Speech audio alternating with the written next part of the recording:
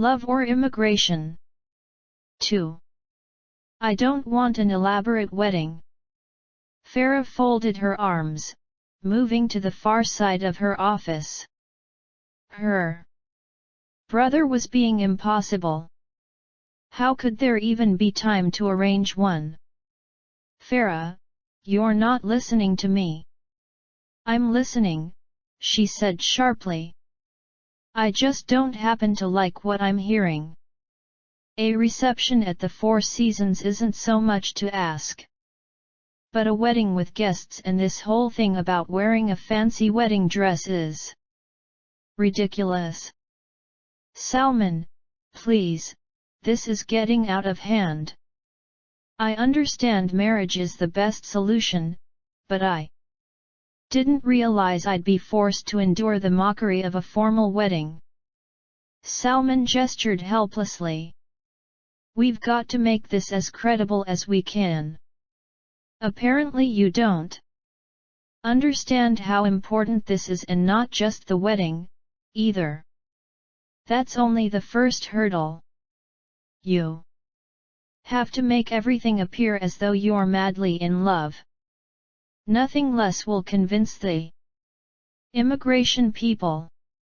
If you fail, I don't even want to think about that. You've already gone through this more times than she cared to count. Ali has to live with you, too. This was the part that disturbed Farah most. Her condo was her private haven, the one place where she could be completely herself. She was about to lose that, too. But why? She knew the answer, had argued until Salman was seething with exasperation. Farah didn't blame him, but this marriage was becoming far more complicated than she'd ever thought it would. Why? Salman shouted, throwing his hands in the air. I've made everything as plain as I can. Ali isn't the problem, it's you.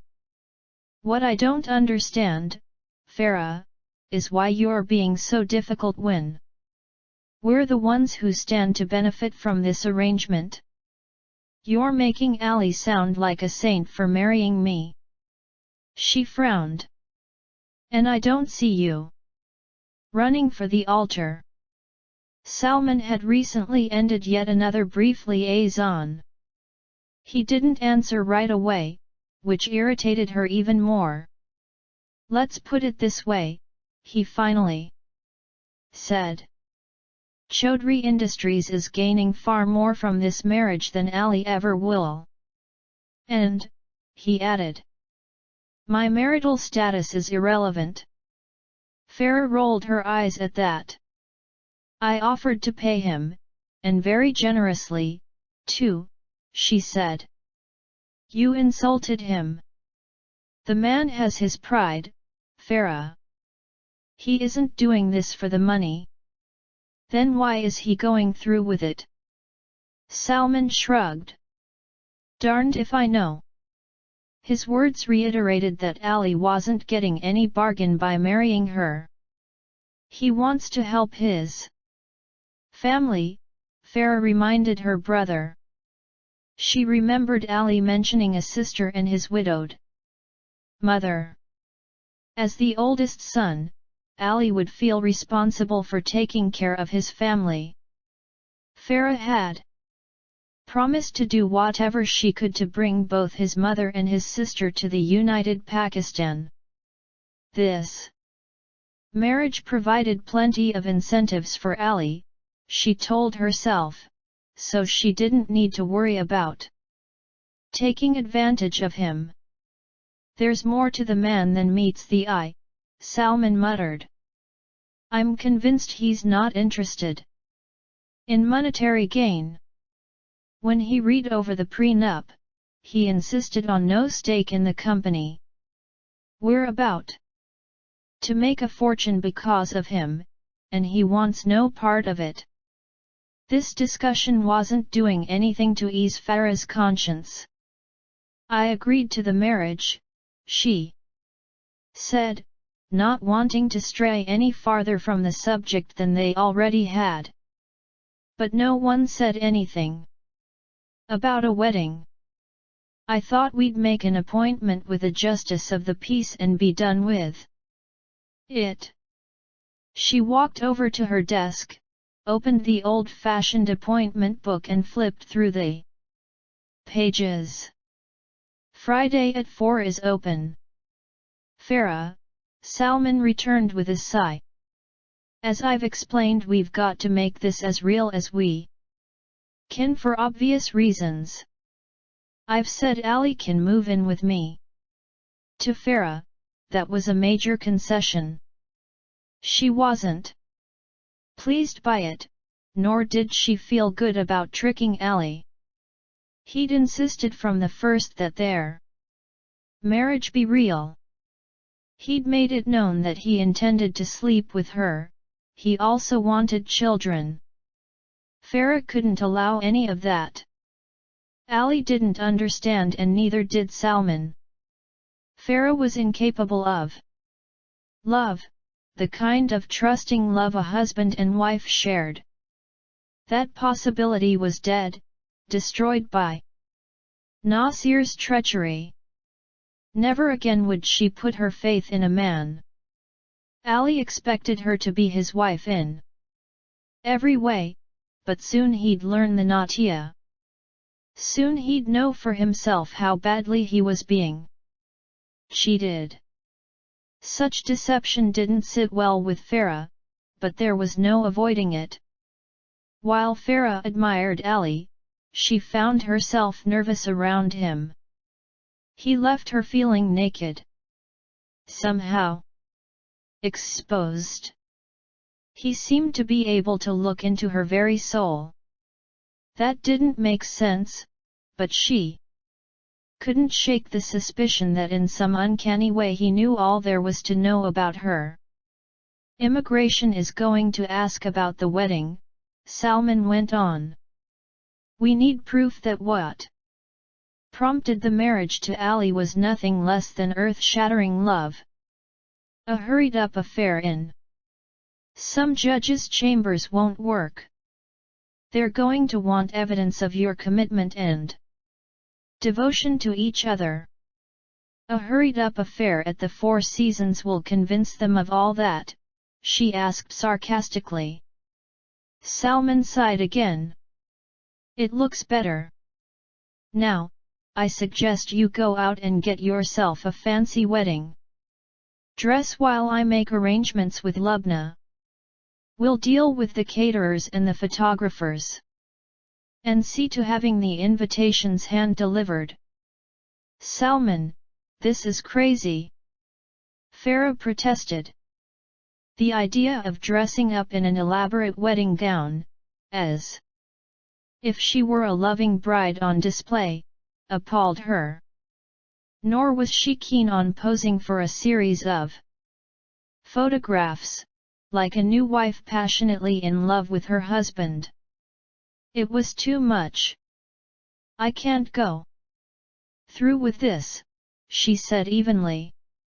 You've already agreed to the marriage, yes, but not this circus.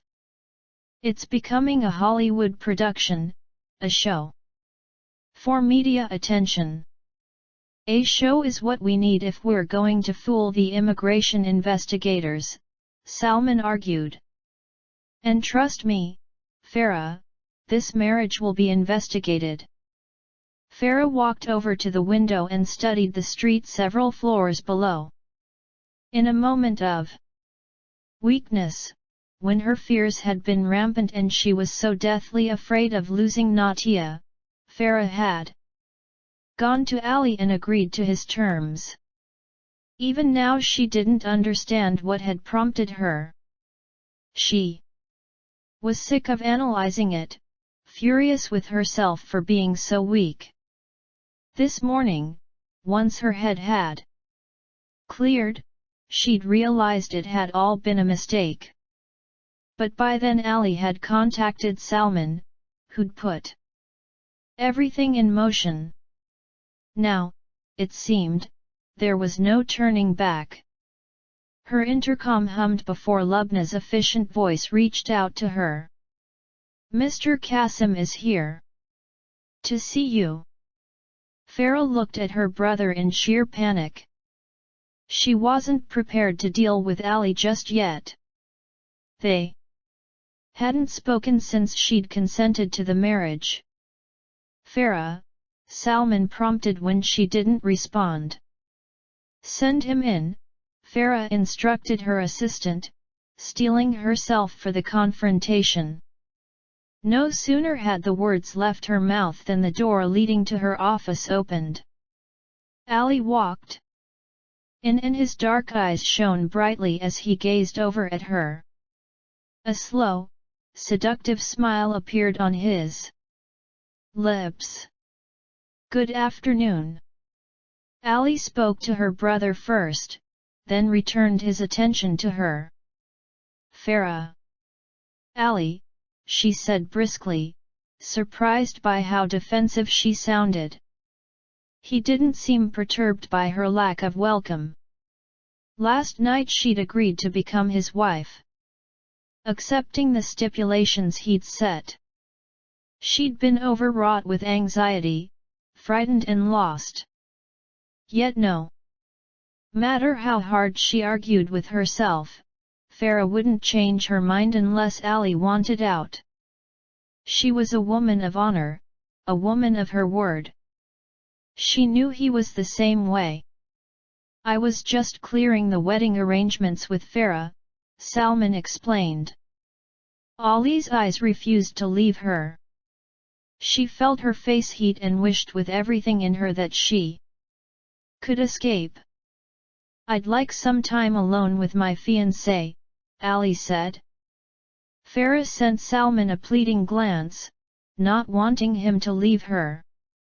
Salman ignored the unspoken request, mumbled something under his breath and walked out of the room. "You want to talk?" she asked abruptly.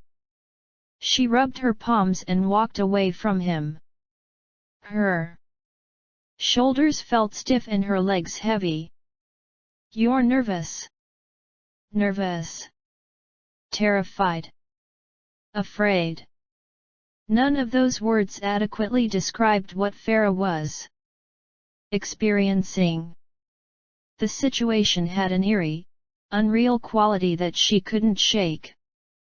Only a few years earlier she'd looked forward to being a happy bride. She'd dreamed of the day Nasir would slip a wedding band on her finger and gaze down at her with love. She felt a flash of unexpected pain, then forced herself to shake the image from her head. "All brides are nervous," she said quietly in response to his question. "How is your grandmother?" "I'll be seeing her this afternoon better, I believe." According to the nurse Farah had spoken with that morning, Natia had slept restfully through the night.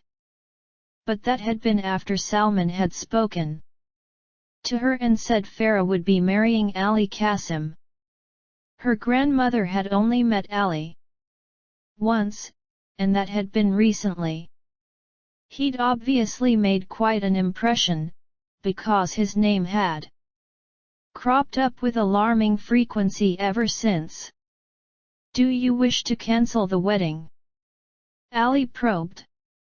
Here was her chance, handed to her on the proverbial silver platter. All she needed to do was tell him that she hadn't been herself, that she hadn't been fully aware of what she was doing. She opened her mouth to explain it all away and found she couldn't. The words refused to come. While she was fumbling for a reply, he stepped behind her and rested his hands on her shoulders. He leaned forward, gently kissing the side of her neck.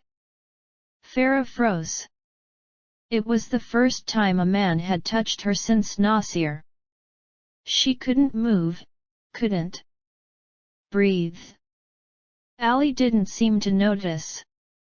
Sliding his arms around her, he brought her against him. His breath stirred shivers along her spine and a curious warmth crept into her blood. Ali turned her around to face him. She wasn't given the opportunity to object as he pressed his mouth to hers. His lips moved slowly over hers. She wedged her hands between them, braced her palms against his hard chest and pushed herself free. Her lungs felt as though they were about to burst. And she drew in a deep breath. Ali didn't seem offended or surprised by her actions. His eyes danced with mischief as they sought hers. Farah raised the back of her hand to her mouth and held it there. She burned with anger. He'd done this intentionally so she'd know he expected to touch her and kiss her often after the ceremony. She was to be his wife in every sense of the word and he wouldn't tolerate a loveless, sexless marriage. He wanted her and he was making sure she knew it. What was she going to do? Farah stood outside the bridal shop with all the thrill and anticipation of a long overdue visit to the dentist. She opened the door and walked inside, grateful the saleswoman wasn't busy. "Hello." "Hello," Farah said stiffly, fanning out the billowing chiffon skirt of a pale yellow bridesmaid's dress that hung from a rack. "May I help you?" came the friendly voice. Farah revealed her lack of enthusiasm with a noncommittal shrug.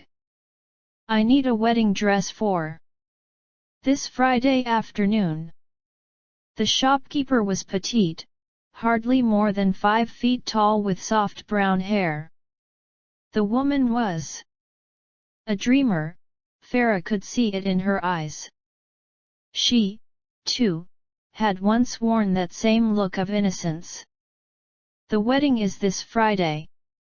"I know that doesn't give me much time," Farah said, feeling foolish. "It's one of those spur of the moment things." "Don't worry," the saleswoman assured her, hurrying toward a long rack of plastic-covered wedding dresses. Spur-of-the-moment weddings are often the most romantic. Farah had nothing to add. She could tell that this woman was more than a dreamer, she was also hopelessly sentimental. She had her head in the clouds when it came to love, and no doubt her attitude had been influenced by her job. She dealt with women who were deeply in love, women for whom the entire world was there for the taking. 3 years earlier, Farah had been one of them. Young, enthusiastic and so much in love she didn't recognize what should have been obvious. "I'd like a very plain dress," she said forcefully, breaking off her thoughts. "Plain," the woman repeated slowly. "The plainer the better," Farah reiterated, strolling about the store. "I'm afraid I have a limited selection of plain dresses." That was what Farah feared. "Something simple, then?" "Simple and elegant?" she asked, grinning approvingly. "Would you like to look through this rack? Choose the designs that appeal to you, I'll get them in your size, and then you can try them on." As far as Farah was concerned, this business with the wedding dress was a waste of time.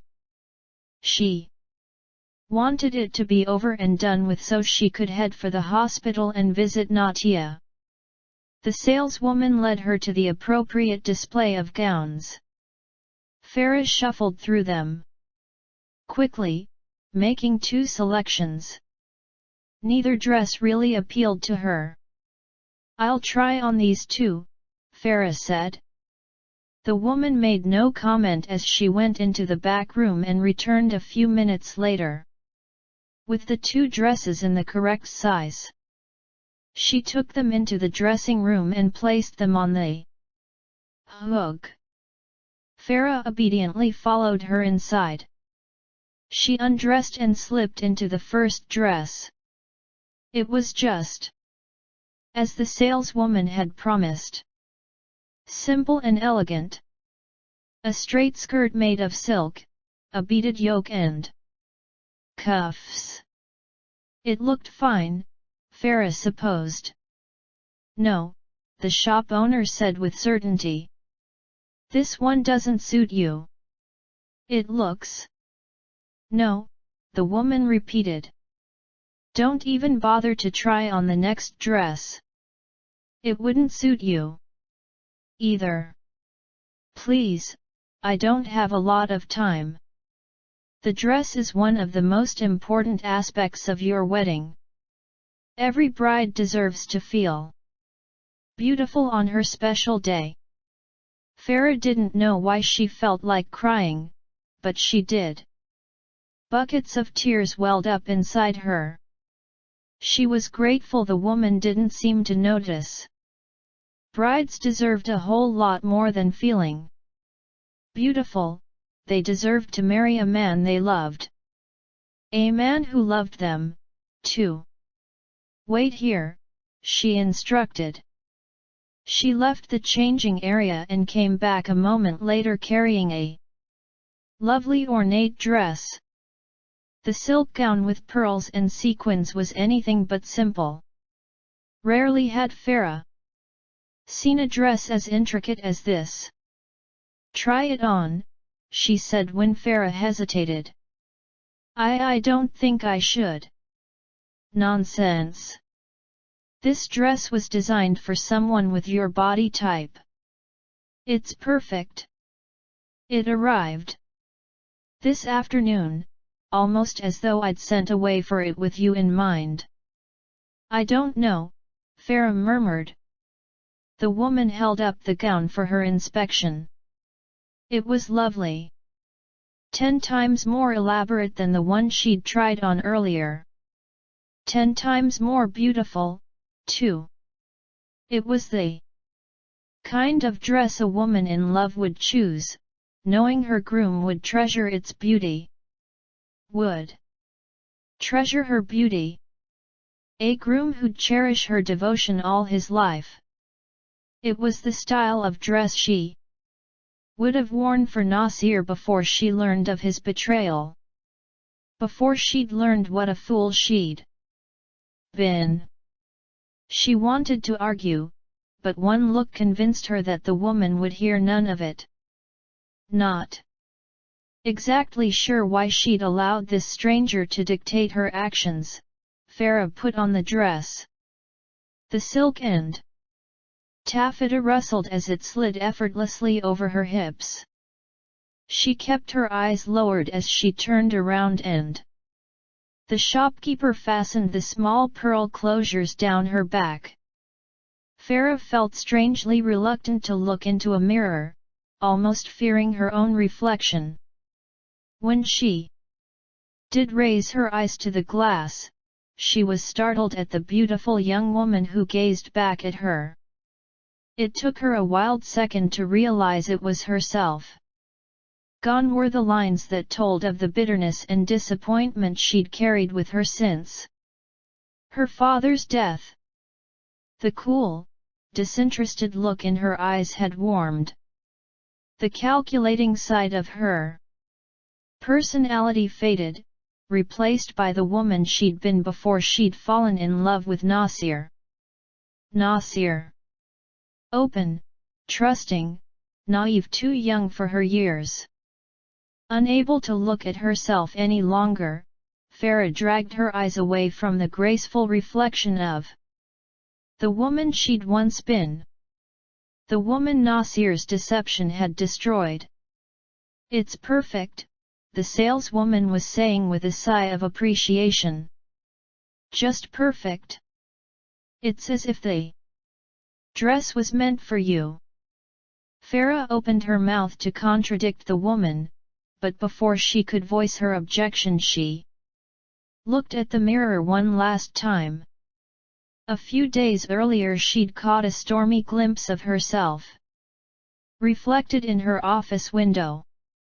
She'd disliked what she'd seen, the woman she'd become, cold, uncaring and driven. She'd quickly abandoned her self-analysis and had concentrated on what was happening with Ali and Salman at the immigration office instead. The events of that afternoon had resulted in this farce of a wedding. Ali had been adamant that there be no divorce.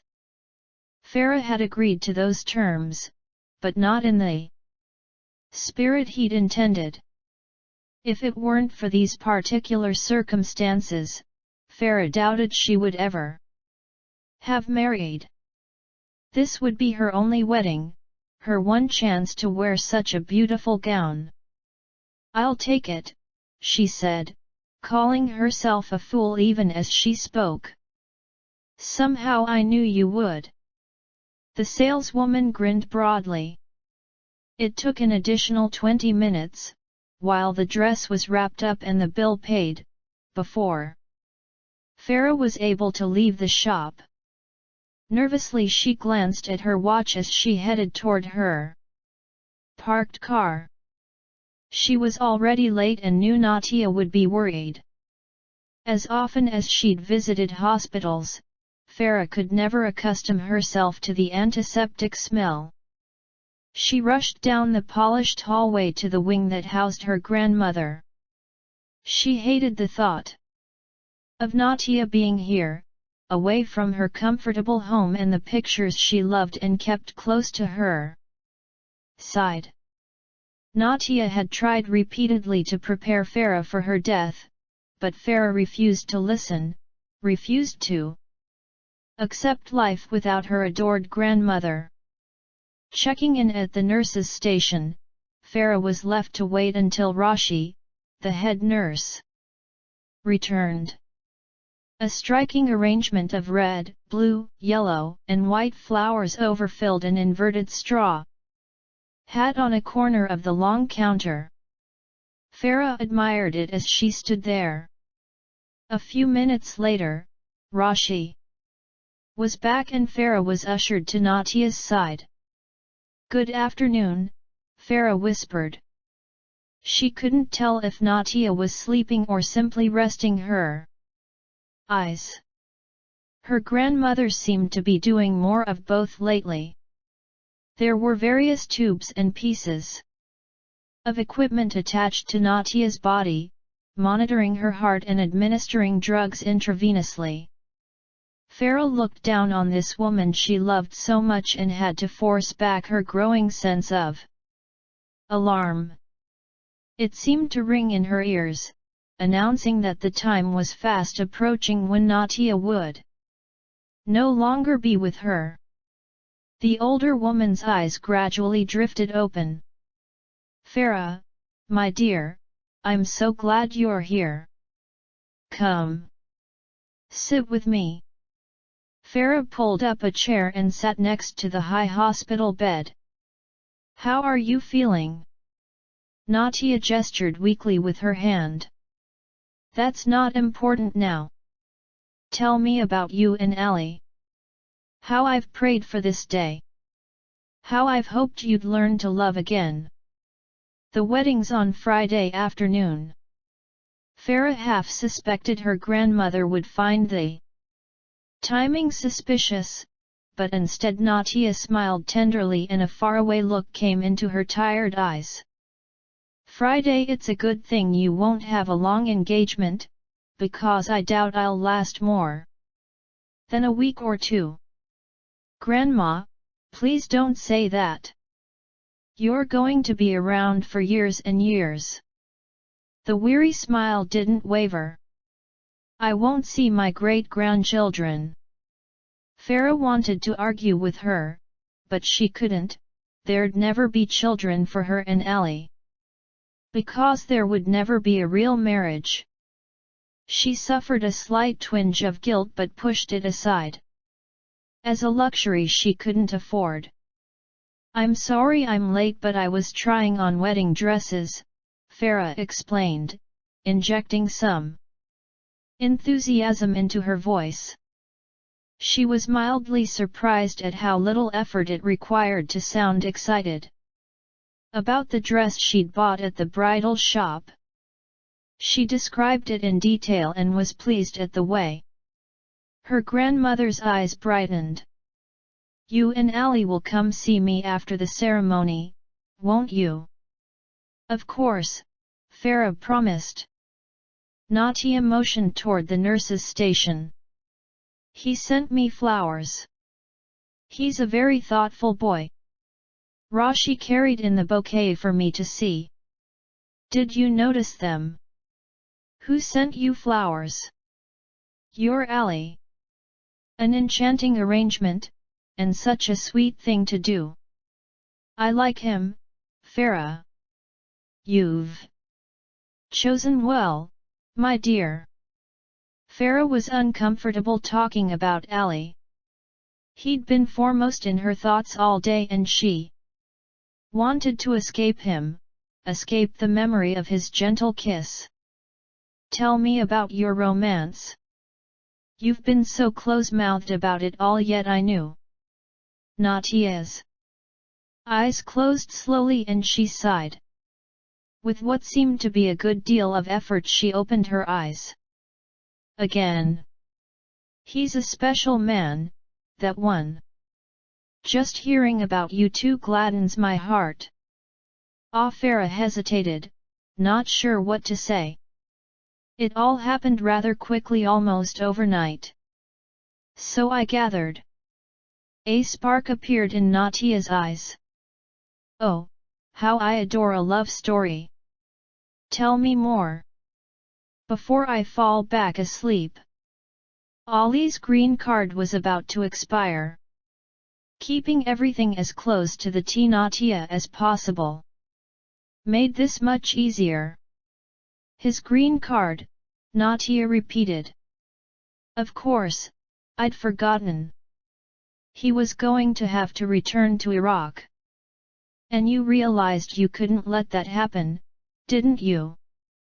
"I hadn't realized how important he was to me," Farah said, adding drama to her voice.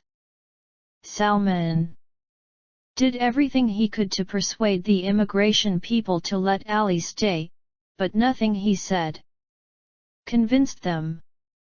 The three of us were talking and suddenly I understood how vital it was to me that Ally remain in the United Pakistan.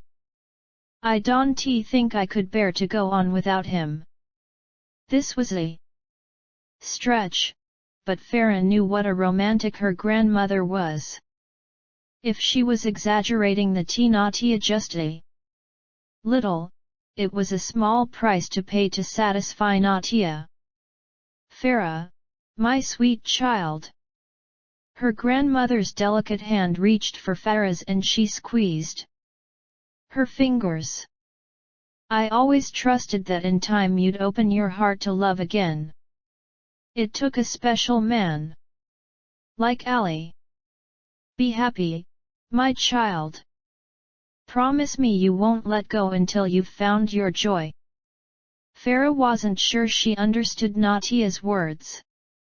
They made little sense to her. She would have questioned her if Natia hadn't chosen that moment to slip into a peaceful slumber. For several minutes, Farah remained at her grandmother's side, taking in the solace she felt whenever she spent time with Natia. "Farah." The sound of her name, said with that soft European accent, caught her attention. She jerked around to find Ally standing in the doorway. She got up abruptly, resenting his intrusion into these quiet moments. She walked toward the door, not wanting him to interrupt her grandmother's rest. "What are you doing here?" she asked when they were well into the corridor. The edge of his mouth lifted in a half-smile. "I came to see you. There is much we need to discuss." He tucked her hand in the crook of his elbow and sauntered over to the elevator. I left the wedding arrangements in Salman's hands. He'll look after everything. As far as I can. See, there's nothing to discuss. She saw the anger in him, in the prideful squaring of his shoulders and the way his mouth thinned. You want me, Farah, and you need me. I just wonder how long it will take before you realize this. The arrogance of the man was beyond description. She glared at him. She needed no one. Especially a man, and never a husband. She wanted to shout out the words, but a hospital corridor was the last place to do that. Long seconds passed as they stared into each other's eyes. You need me, he said again. You're wrong, she returned defiantly. Chaudhry Industries needed him, she didn't. Their eyes lingered and it seemed neither of them knew what to say or do next. Salman had mentioned how proud Ali was, and she could see that colossal ego for herself. He released her arm and turned away. He was several yards down the hospital corridor before Farah spoke. I don't need you, Ali. She called after him. She had to say something. They'd quickly make each other miserable if this friction between them continued. If he wouldn't make an effort, then it was up to her. So you've already said. But I am willing to admit we need each other. Grinning, he turned back. His smile grew as he returned to her side. For a heartbeat, he said. Nothing. Then he lowered his mouth to hers and kissed her. His touch was as gentle as before. Light as air, it left her wondering if she'd imagined his kiss. Why did you do that? She asked. His smile was worth waiting for. Because, my soon-to-be wife, you deserved it. He brushed the hair away from her face. For that matter, he said with a roguish grin, so did I.